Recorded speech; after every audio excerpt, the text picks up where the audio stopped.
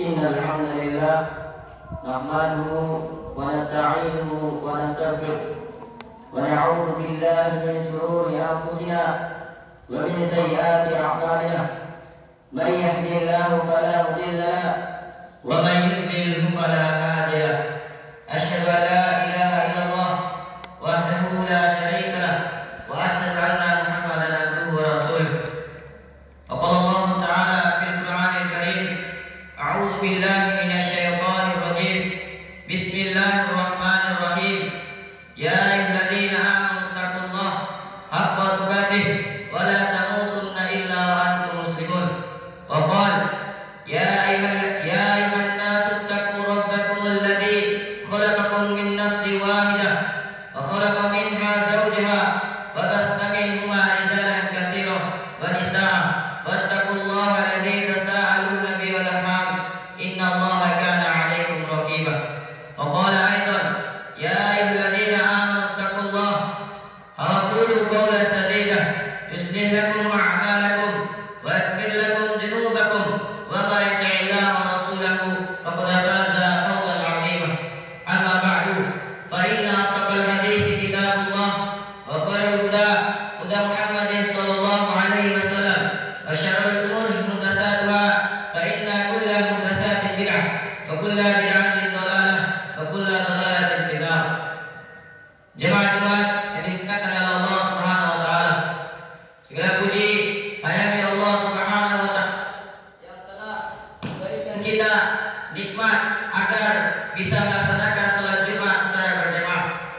Salawat dan salam telah kita aturkan kepada junjungan kita yaitu Nabi Muhammad sallallahu alaihi wasallam yang telah membawa kita dari zaman kegelapan menuju zaman yang terang benderang yang seperti kita rasakan pada siang hari ini. Jemaat-jemaat dimuliakan oleh Allah. Sebelum khatib menyampaikan khutbah, terlebih dahulu khatib ingin berwasiat kepada para jemaah dan terlebih lebih untuk diri khatib sendiri untuk senantiasa bertakwa kepada Allah Subhanahu wa taala dengan cara menjalankan perintah-perintahnya dan menjauhi larangannya. Jemaat-jemaat dimuliakan oleh Allah, agar iman dan Islam tetap murni terjaga serta terparit kuat dalam hati dan jiwa kita, maka sudah seharusnya kita sebagai orang beriman agar senantiasa menjaga iman dan keislaman kita dari hal-hal ataupun perbuatan-perbuatan yang dapat menodainya dan merusaknya. Adapun hal-hal yang dapat merusak iman dan keislaman seorang muslim, yang pertama perbuatan syirik, yaitu menyekutukan Allah Subhanahu wa taala dengan suatu makhluk. Menyekutukan Allah Subhanahu wa taala dengan suatu makhluk meliputi meyakini bahwa ada yang memiliki kekuatan atau dapat memberi manfaat dan mudarat selain Allah Subhanahu wa taala. Mendekatkan diri dengan memuja kepada sesuatu dengan keyakinan bahwa dengan sesuatu itulah ia dapat mendekatkan diri kepada Allah Subhanahu wa taala. Atau meminta pertolongan orang mati, ruh atau jin untuk memudahkan urusannya, beranggapan hukum buatan manusia lebih baik dari hukum Allah Subhanahu wa taala. Atau menghalalkan yang haram dan mengharamkan yang halal, melakukan persembahan pada makhluk-makhluk halus dan seterusnya. Sesungguhnya perbuatan syirik dalam segala bentuknya merupakan dosa besar yang tak terampuni oleh Allah Subhanahu wa taala. Sebagaimana Allah Subhanahu wa taala berfirman, "Inna Allah la yaghfiru an yushrika bih." Sesungguhnya Allah tidak akan mengampuni dosa syirik. Wa yaghfiru ma duna dzalika liman yasha. Dan Dia mengampuni dosa selain syirik bagi siapa saja yang dikehendakinya. Wa man yushrikillahi faqad iftara ithman 'azima. Barang siapa yang menyekutukan Allah Subhanahu wa taala, maka sungguh ia melakukan dosa yang besar. Quran surah An-Nisa ayat 48. Yang kedua, perbuatan nifaq, yaitu munafik, yaitu sikap dan perilaku yang menunjukkan tidak adanya kesatuan antara hati ataupun perbuatan. Seperti misalnya mulut mengatakan beriman sedangkan hati mengingkarinya, sebagaimana hal itu telah disindir oleh Allah Subhanahu wa taala yang berbunyi, "Innal munafiqina wal munafiqatu ba'duhum min ba'd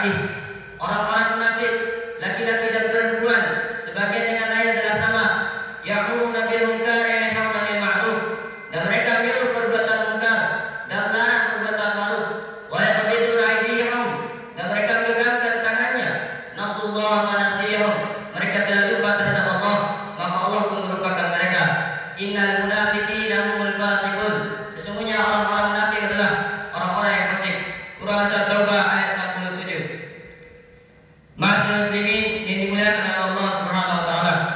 Hal ketiga yang dapat merusak iman dan keislaman seorang muslim yaitu perbuatan dosa, perbuatan riya dan sum'ah, yaitu mengada-ngadakan suatu hal baru dalam masalah agama.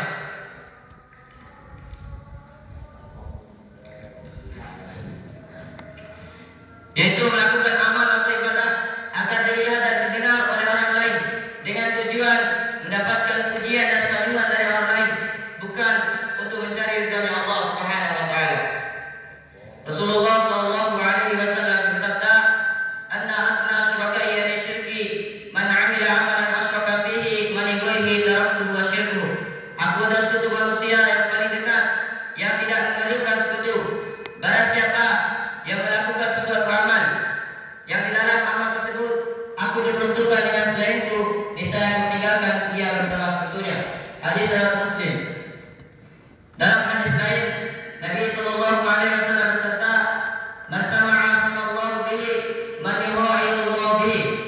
Barang siapa melakukan sesuatu karena sum'ah, maka Allah pun melakukan sum'ah terhadapnya. Dan barang siapa melakukan riya, maka Allah melakukan riya terhadapnya. Hadis muttafaqun ilaih. Jemaah dimuliakan oleh Allah Subhanahu wa taala. Hal ketiga yang dapat merusak iman dan keislaman seorang muslim adalah perbuatan dosa dan maksiat. Karena perbuatan dosa dan maksiat ini akan menjauhkan kita dari Allah Subhanahu wa taala dan menjadikan hati kita menjadi keras sehingga sulit untuk menerima kebenaran. Masyaallah muslimin dimuliakan oleh Allah.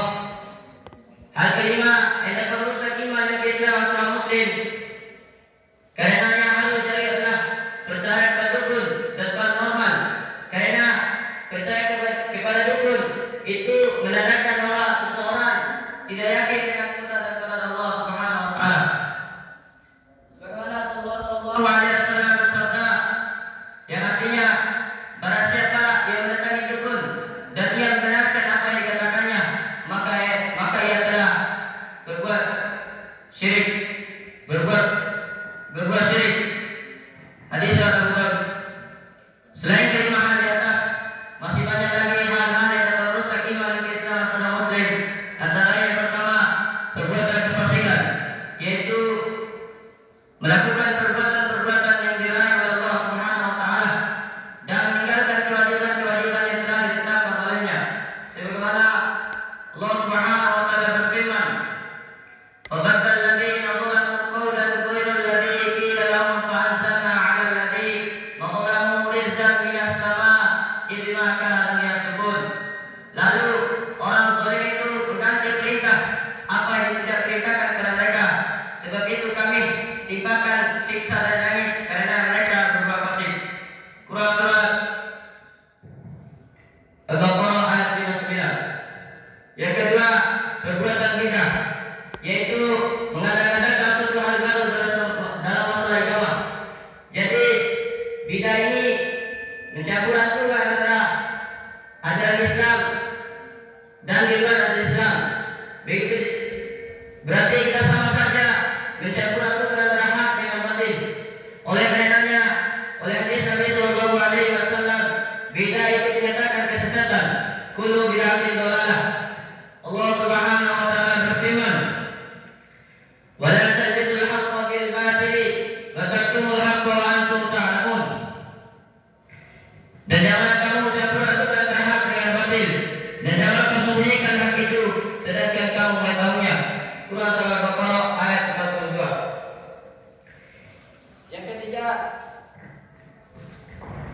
Yang ketiga yaitu melakukan persembahan pada suatu makhluk. Rasulullah sallallahu